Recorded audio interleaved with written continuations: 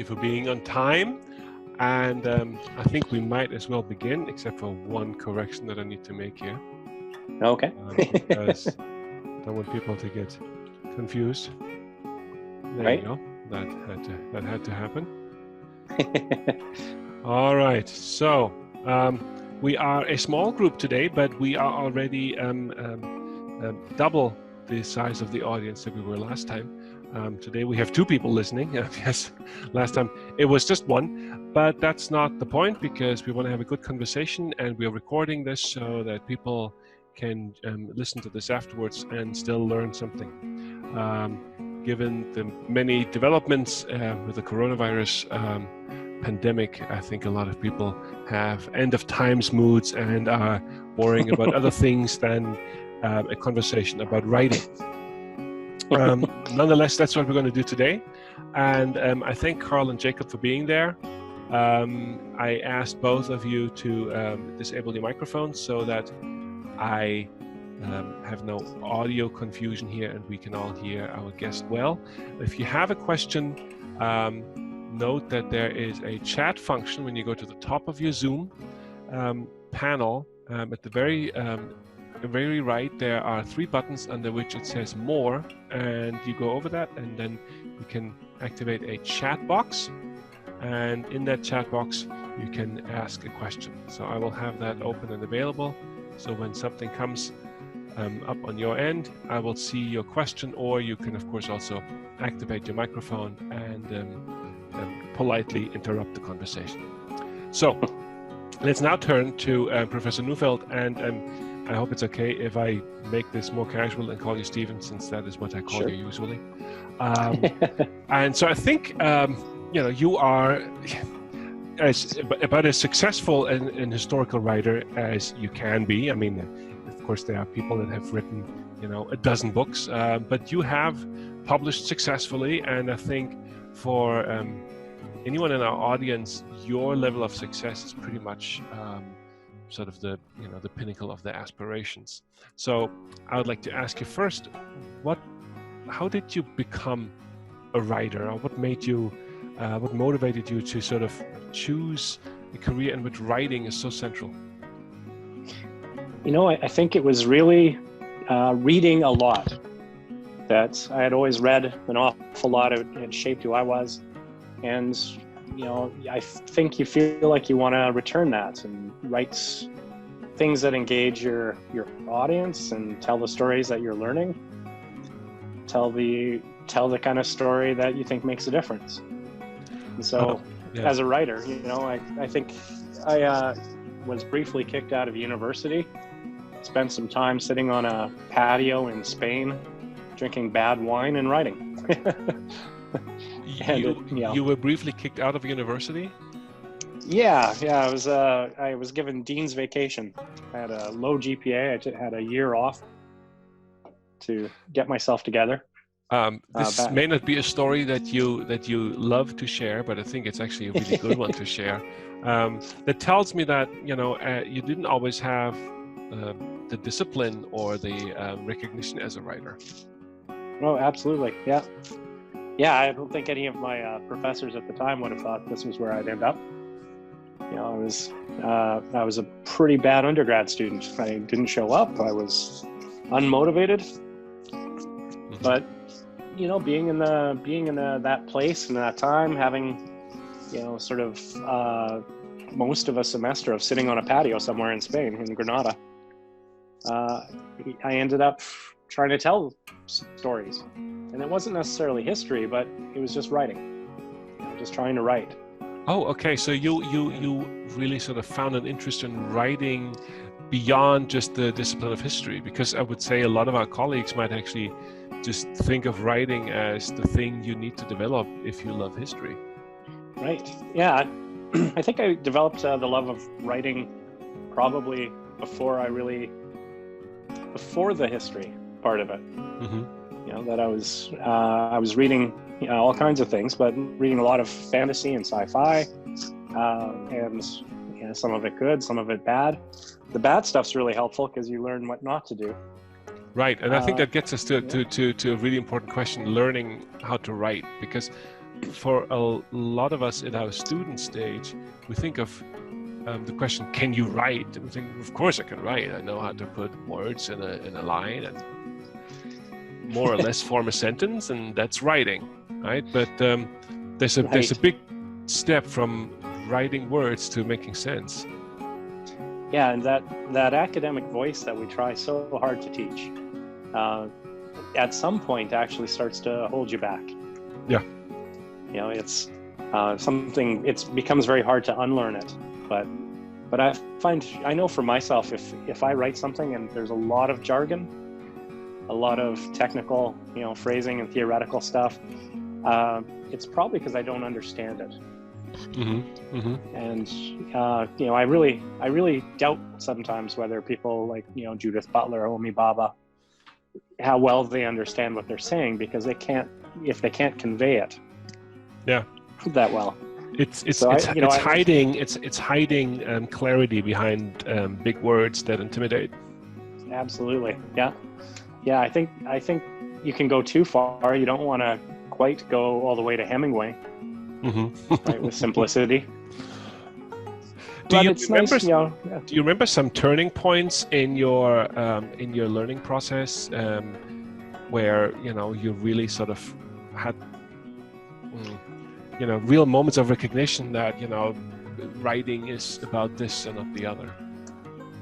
I think I had gotten so comfortable with academic voice, I didn't realize I had fallen into a pattern. That I was writing, my sentences were all very similar. It was clause, comma, main part of the sentence, maybe subclause after. And it was really repetitive, a really monotonous way of writing. And it was only, I think, when I was writing my thesis or maybe even the dissertation that I realized that the way I was writing doesn't sound like how we speak, mm-hmm. That it doesn't sound, and that it was really boring, actually. Yeah. And that you had to break up the sentences, different lengths, different staccato, that there was a rhythm, that there's a poetry to it. Mm-hmm. You know, and I think just being really paying attention to what you're writing. I think we spend so much time on on the data. You know, here's the information, that we forget that, you know, we're creating, you know, there's an artistic side to it. Yeah. Did you at one point read your own text and decide that that's really awful? Yeah. Yeah. When I think, I can't remember exactly where it was, but it was in, you know, one of the longer papers I'd written, and realizing that every sentence looked the same. They were all the same length, and that if you read it out loud, then it just droned on and on. Mm-hmm. and it's like, oh, okay, so you can't do that. Yeah, and that it looked nothing like the writing I liked, I think, was another thing. That we all have favorite authors in whatever genre, and if your work that you're producing doesn't look anything like that, you know, it's worth questioning. Yeah, that's a really good point, and I often ask students to please read their own text out loud, and it's a cruel thing to do to oneself, because it highlights all the weaknesses and it puts into voice what's down on paper. And I have on one occasion asked a student to read the paper that he or she was contesting was actually very good, to read it out loud to me right there. And after 3 sentences, you know, she recognized she had lost the argument, because just by reading out loud, he had, you know, sort of made it clear. I wanted to quickly stop and welcome some new members in the audience. Juxian, I'm sorry if I'm mispronouncing your name. I'm assuming you are still reaching us from China, and I'm all the more impressed by your presence here. It's okay for you to not have a microphone, as long as you can hear us. If you can't, then I'm sure I'll hear from you soon. Otherwise, you can maybe use the thumbs up function or the chat room up top in your user panel here in Zoom to let me know. Okay, but other than that, I assume that you are listening and are being part of this, and thank you for being here. Back to writing and learning about one's own writing mishaps. I think this is something that for a lot of our students is a difficult transition to make, from assuming an authoritative voice to developing an authentic or engaging voice. Right. And I think for graduate students that can sometimes be an even bigger hurdle than for undergrads. Sure, they're even more professional in writing, right? They've really mastered that academic voice and the formula, in a way. And that's tough. That's tough to change. I think one of the things that helps is to really what they always tell filmmakers, right? Show, don't tell. Yeah. That the more you're able to kind of distance yourself from the voice and really tell the story and let the story do the work, but often easier said than done. Yeah, and I think it's also a matter of developing a certain confidence in your abilities. And I think we both actually remember our grad student years well enough to know that we feel like imposters. Well into our faculty positions. Sure. Still do sometimes. Yes. Still do sometimes. Yes. Yeah. Right this very moment. And it's to not use words that sort of send out these signals like, hey, I'm an expert. I know what I'm talking about. You can't mess with me because I just used a word that you can't spell. I think to let go of these habits that try to sort of assume, it's sort of like poofing up your feathers, that kind of writing. I think it's hard to let go of that because it's scary for students to be judged on their writing and be told that maybe they're not sophisticated thinkers, and maybe using some key words can disabuse the audience of the idea that maybe you're not all you're cracked up to be. Right. Yeah. And it becomes something of a crutch for some people, I think, to hide behind some of the language. Yeah. Right. What you said earlier about theoreticians like Judith Butler and others, their language is something we sometimes expose our students to, but it's not necessarily a language anyone should emulate. No. And it is exclusionary. It's a gatekeeping language. So only a half dozen people are going to understand what I'm writing here, so I won't be challenged on it. Yeah. It's safe. It's Yeah. safe in a way. I think for Omi Baba, still almost everybody. I think it was page 62 of his main book, right? That is the only thing that anyone ever cites. I think it's the only thing anyone's ever read, that page.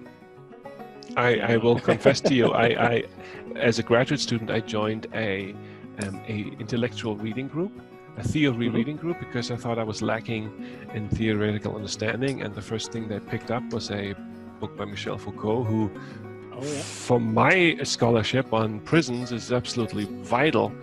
But after 4 pages, I quit, and I said, if I need to understand this, and if this needs to be the language, and that needs to be the way I converse, then this is not my discipline. Right. I couldn't do it. And it turns out that the best of the theoretical thinkers are actually still able to articulate their ideas clearly so that everybody can understand. Oh, sure. Thinking of the outside of our discipline, but Watson and Crick, their first description, the book that described the DNA double helix, there you go, was beautifully written, and that has a huge impact. How come you know that book?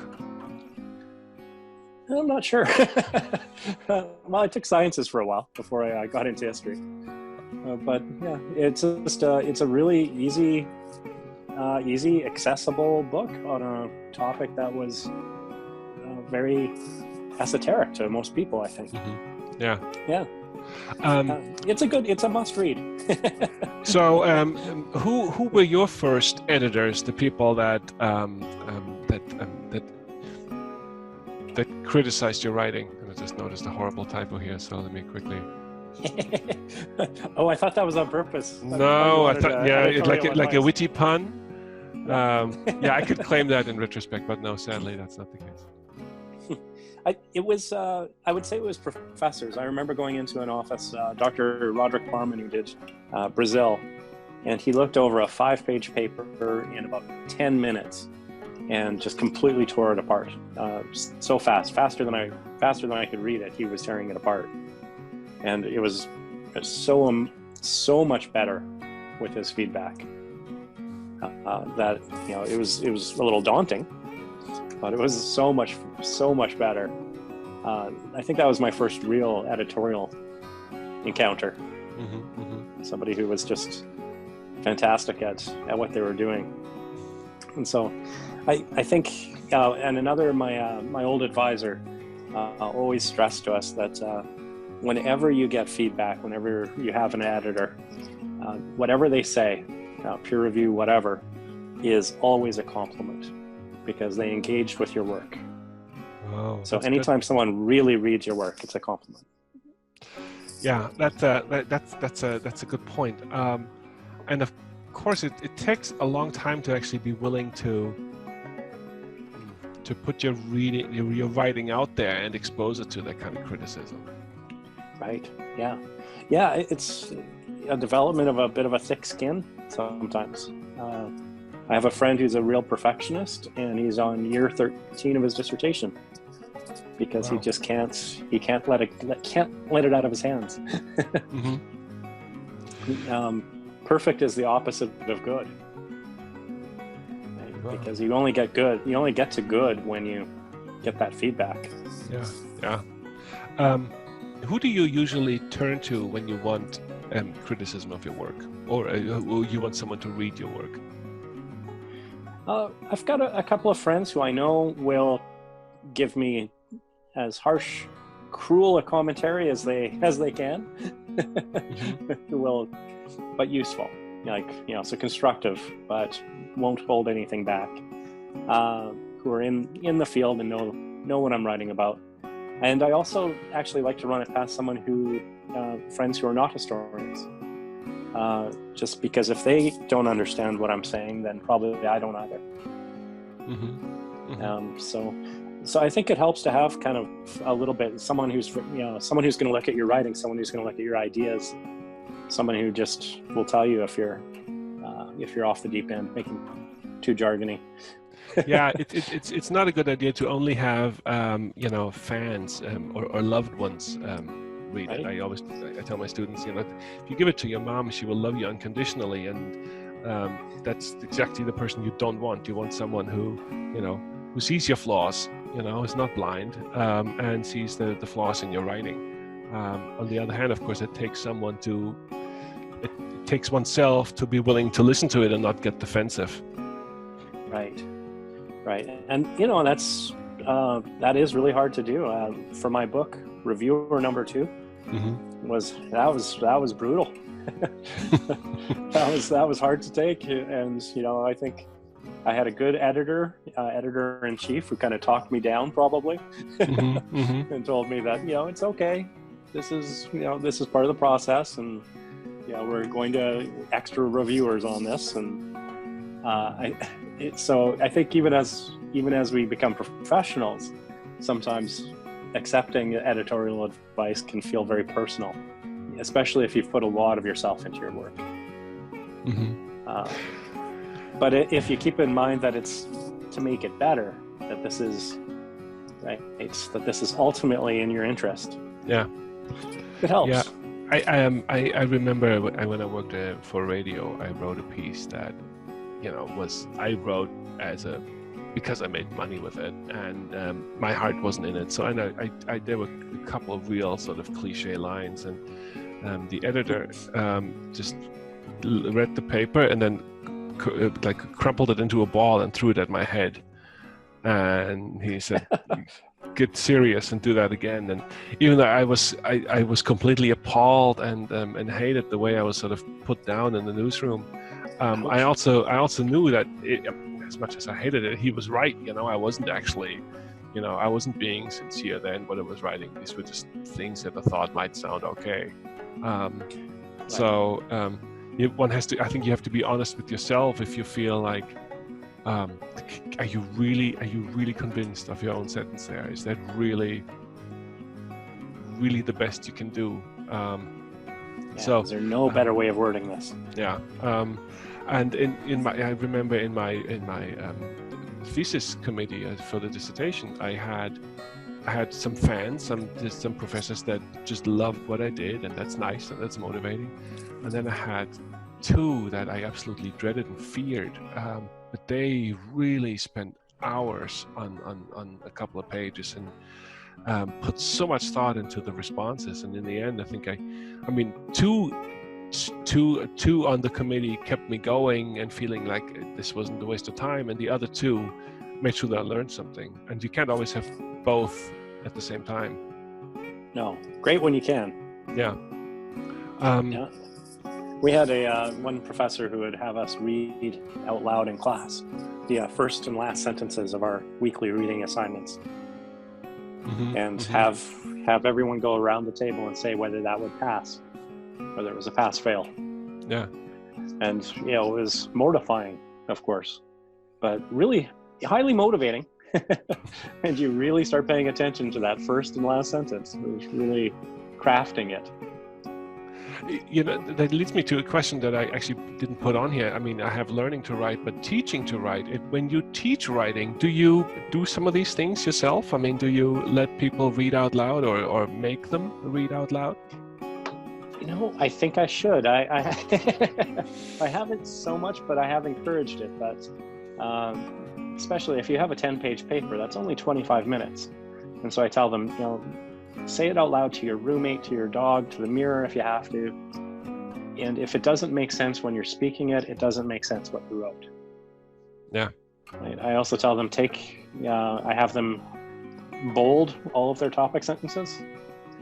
And so if they copy and paste all the topic sentences out of their essay and read it, if it doesn't make sense, then there's an organization problem. Oh, that's a good one. That is a good one. Yeah, so for everyone who's listening, topic sentences are ideally the first sentence in the paragraph that direct the reader to what you're going to be talking about. And so if those aren't in order. Yeah. And for those of you who know this, like if you read a good book like Professor Neufeld's, if you have to skim, you're missing out on some of the best parts. But the first sentence of the paragraph, you will not be lost in the woods if that's all you have time for. You will miss the beauty and the scenery, but you will not be lost. So yeah, I think that's a great approach. I once asked for volunteers who were willing to let me throw up their papers on the screen and then take it apart. And in class, at first, I thought, oh no, what did I do here? But they came back and actually were, after they had a real moment where they learned something, and they also were proud of the courage that they had in sort of sharing something publicly. And it was, I think, overall, if not an enjoyable, then really a good experience for them. Right. Yeah. And and that does take courage, for sure. So, of course, all this suggests that you are, the kind of person who gets up in the morning, gets a cup of coffee and then starts writing. And out just comes good, authentic, true voice of Stephen Neufeld. Is that how it works in your routine as well? I'm a bad example in that I'm pretty irregular on this. And I think everyone's probably a little different, but I tend to be a bit of a binge writer. That I will sit down, pen and paper, and scribble for a few hours, and then really put it away for a bit. And it's not as regular. I think some people really go with write something every day, and I think there's something to that. But I've tended to be write a whole bunch at once. And I like writing by hand for that reason, because it's very liberating. that you kind of write freely and then fix it as you type it in. Can you tell me more how writing on paper is liberating? You feel like you can make a lot more mistakes because it doesn't feel as close to the final draft. So you can say things that you know are just terrible cliche, even just to kind of get rolling, knowing that you're going to scratch that out and you're not even going to type it in, those pieces. So it lets you just really get the ideas out more or less in order. And sometimes you get some good sentences in there. That's a really good point, because when you write something on paper like a notebook, it's close to you. You can literally, keep it in your back pocket and sit on it, and no one ever gets to it. But when you put it on a screen, it's almost like you're broadcasting it already. Right. Even if it's only into the room, you made something official. Right. It feels too close, I guess. Yeah.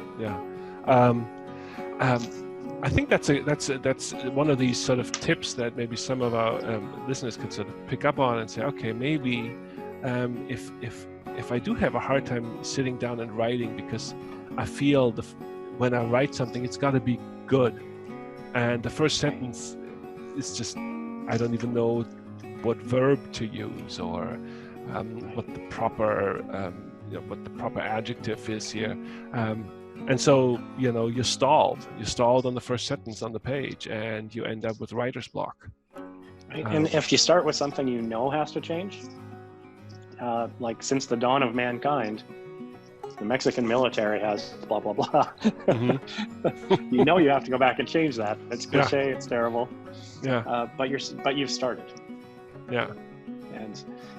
And I always like to remind students that when they wrote exams in blue books, that in 2 hours on a subject they kind of knew something about, they would fill 8 pages easy, 8-10 pages. And that on something they know, like their thesis topic, to sit down for 2 hours and write 10 pages by hand, piece of cake. Hold on, do you think that's true? Yeah, I think, once you sit down, if you're just writing, if it doesn't feel like something you have to hand in. Yeah, but in practice, I think who amongst us can actually pull that off? I think most of our students can, just given the blue books that I get handed in. All right, on blue books, but once they're on the screen, once it's on the computer, doesn't that change? Yeah, on the screen it's different. So that's why I would say, sit down, write it by hand, and that gives you a starting point.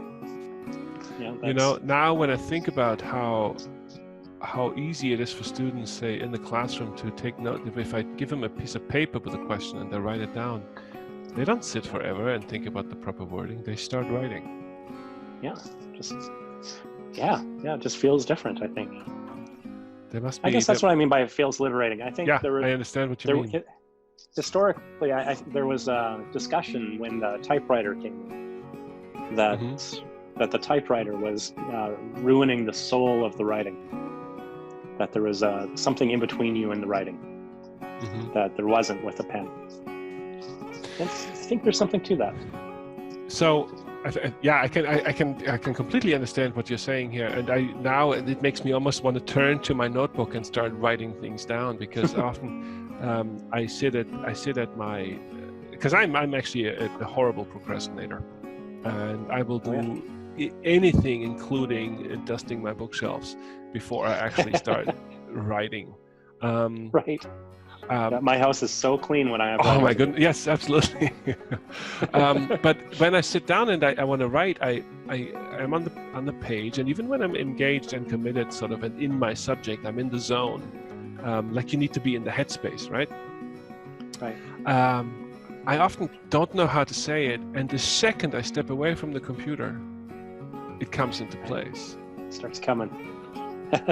And it makes me wonder whether this is the liberation that you get when you move away from sort of the authority of the computer, the sort of the sense of finality that comes with putting something digitally, even though nothing digital is actually ever final.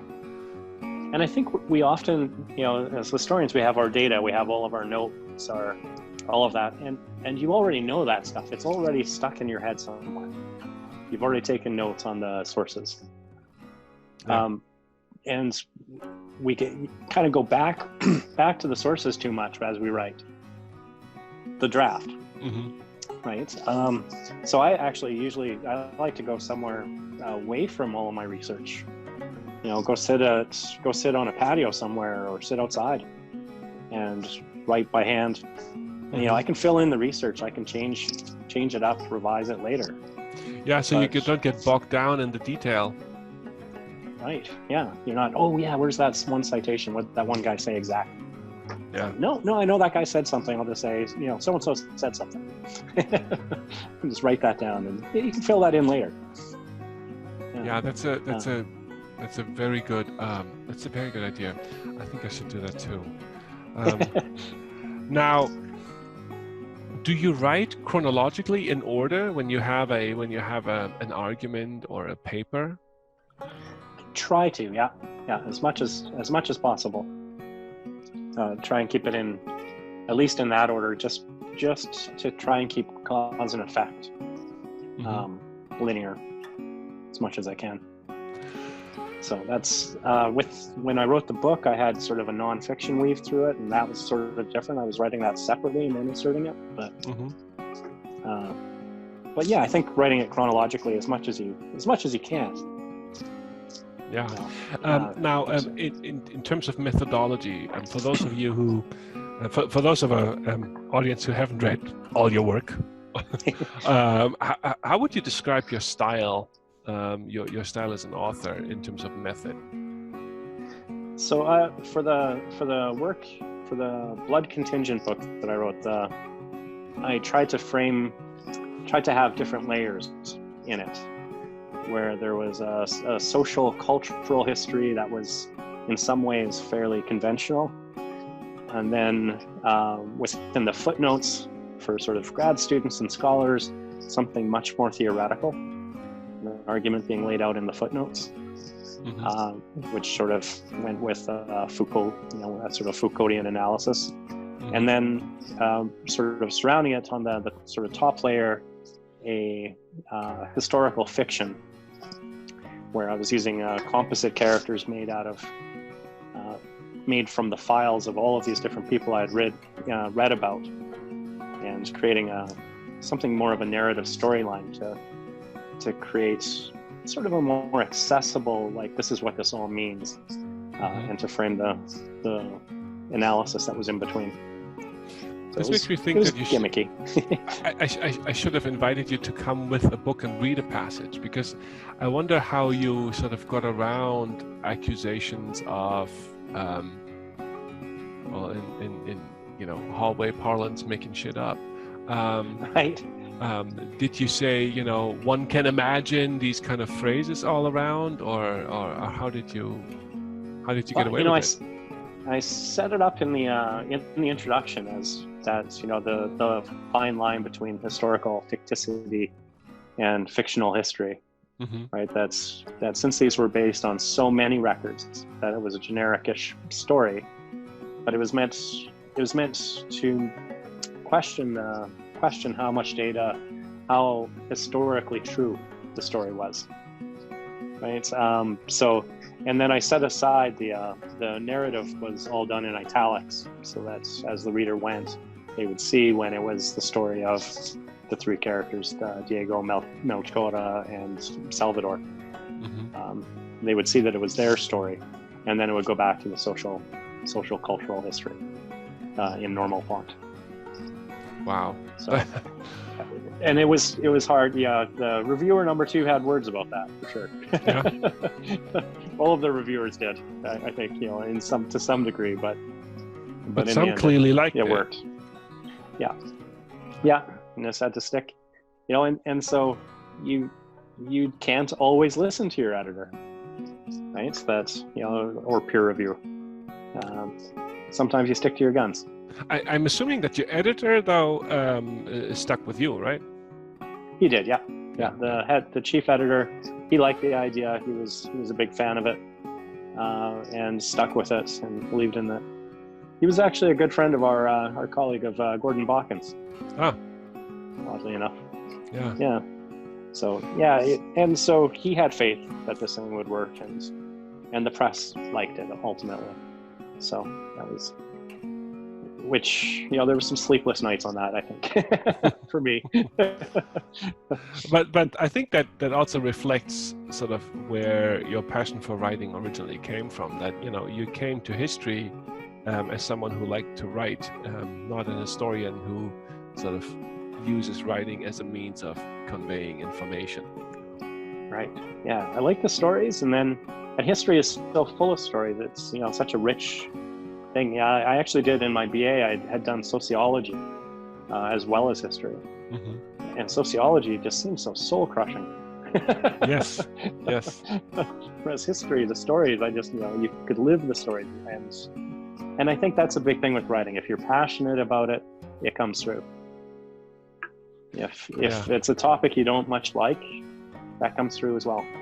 Yeah, and I think that's why, you know, for all our graduate students, it's really important that they love what they do. I think that's true for the project and for the thesis, fairly obviously, but also really for the exam, that you can't just approach your exam top field as something that is good to know, but it's a body of knowledge like accounting. But it's something that you really gotta like have a bit of a passion for. Right, and recognize, you know, I think for our thesis writers and our comps writers, that as they're writing this, you know, have some confidence. You are an expert in this field. You are a developing expert in this field. Don't you know?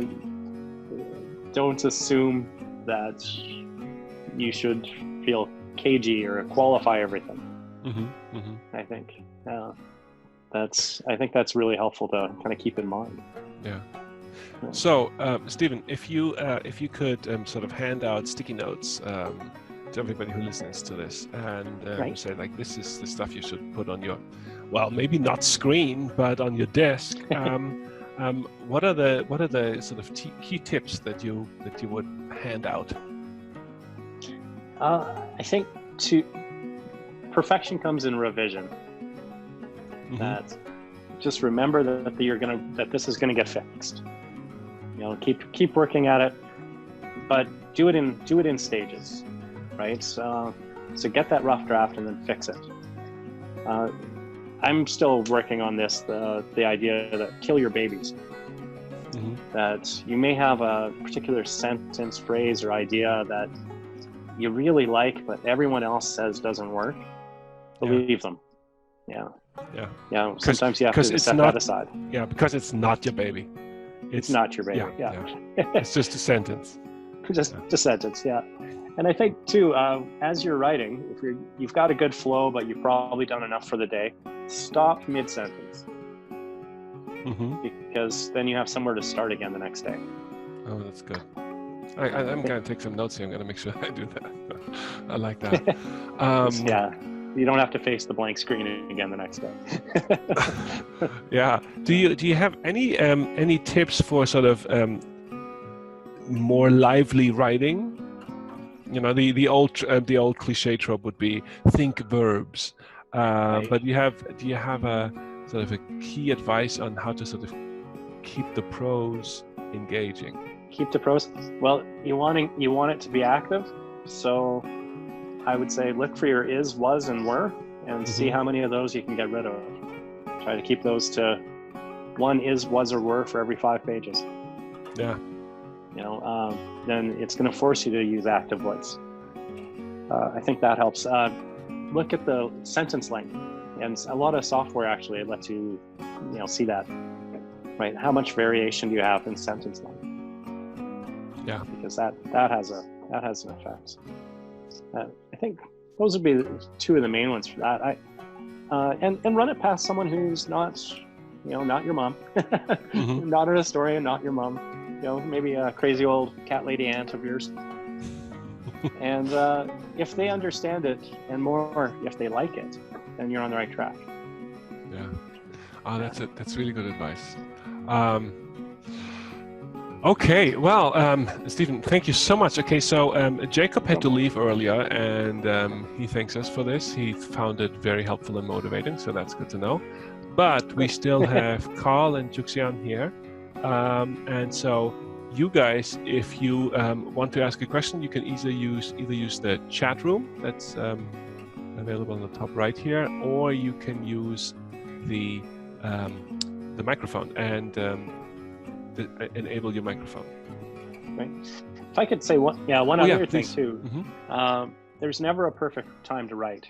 I think in grad school, I had it in my head that it had to be actually a day like this with pouring rain, and a big cup of hot tea, and the right lighting, and nothing on my to-do list, no other chores, right? And then I could get to writing. And what I've learned is that there's just never a perfect day. There's always going to be something else. You just write when you have to write. Yeah. Write when you can. Yeah, I think that's true too. Recognize that when you put writing off because it's just not perfect yet, it's another way of procrastinating, right. and wanting to debate it away. I do that a lot. Where it's like, well, let me first check my emails, and right. That maybe not. I could imagine you actually making sure that you are switched off, that you're not online anywhere. Right. Yeah. Or just Well, I really liked. I did my master's in Vancouver, where it rained all the time, and I think I conditioned myself that rainy weather was when you wrote. Mm-hmm. But then I came here. Yeah. Oh God. It's like, oh, okay. No, that's a bad approach. Yeah. 2 days a year when you have rain. All right, so let's see whether there's any questions. It's also okay if you say, thank you, we have no questions. I do have a question, actually. Hi, Carl. Hi. Hi. Thank you again. This has been great. The question in regards to the writing process, I know we talked about topic sentences, but I don't, and maybe I just completely forgot if we talked about this already, but it's kind of a dumb question, but where would you recommend start the writing process? Because I know obviously some professors will teach, well, actually most of them will teach to write the thesis statement, get your thesis statement down and go from there. Sometimes I felt that I would start with like the body of it more and go do the topic sentences on the body first, then go back and figure out the thesis from there. What would you recommend? I think kind of like that first sentence. Write a terrible thesis statement. Something something that you have to fix, but it gives you a direction, right? Mm-hmm. So I'm going to try to get to point out this, and this, and then after you've written, go back and fix that thesis statement, because the writing as a process will change how you think about it. Right? So if you're fixed in stone on the thesis statement, it's going to be hard to make the writing match it, make the body match it. I would say. Right, and you want to make sure that the thesis is the product of the work and not the other way around, right? Mm-hmm. So if you write a thesis, know that that's provisional. It also depends on where in your phase of writing you are.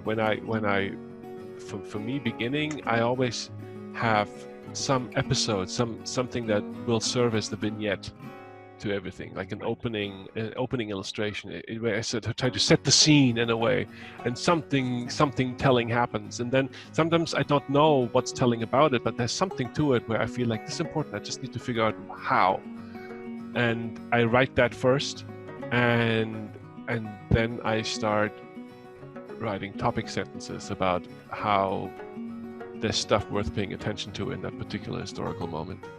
But again, it depends on where you are with your process, right? Because the product, the chapter or the article it's the process as much as product. Yeah.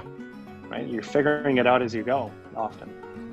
Right, and this is something that actually every 300A should address at some point. That writing in history is not taking down the information, but it's actually writing is the process of creating,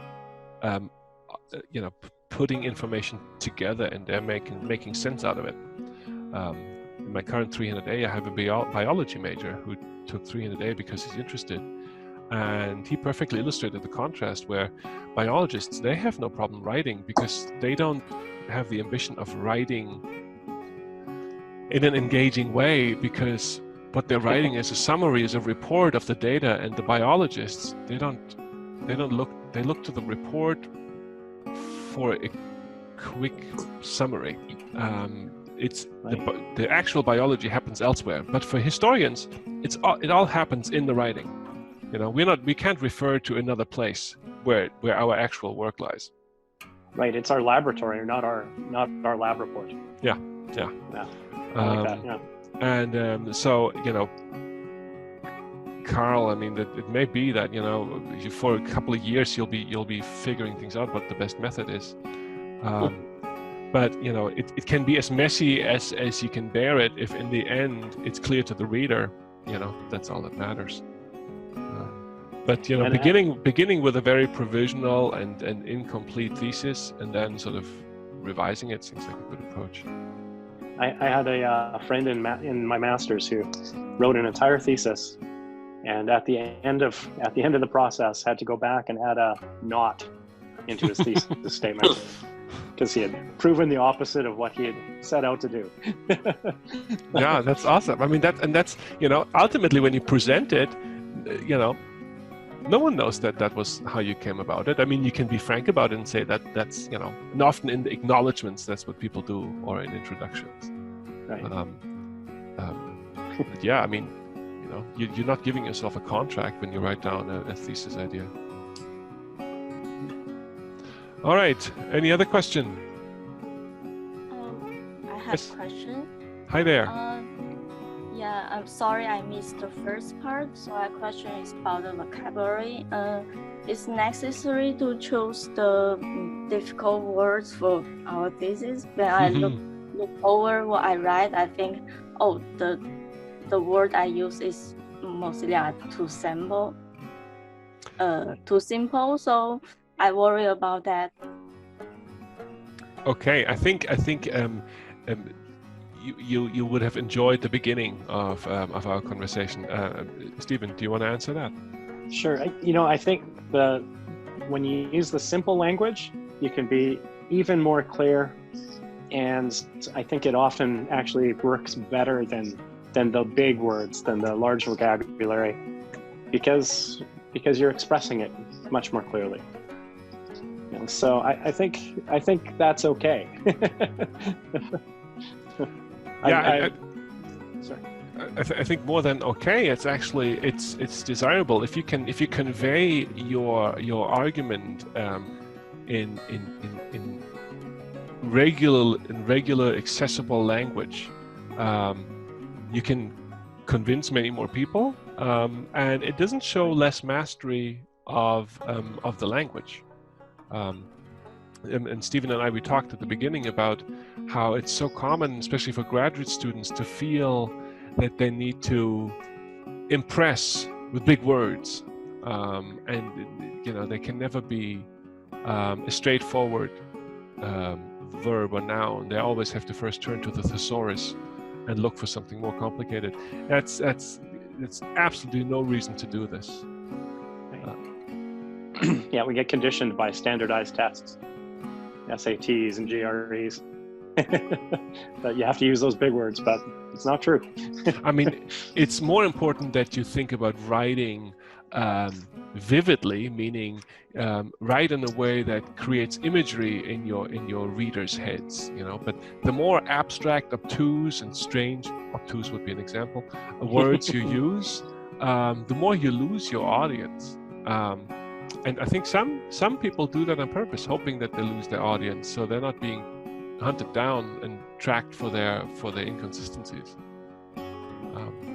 There's a courage in using accessible vocabulary. So no, Hyuk-san, you don't need to look for the hard ones. Nice. Okay, thank you. You're welcome. Okay.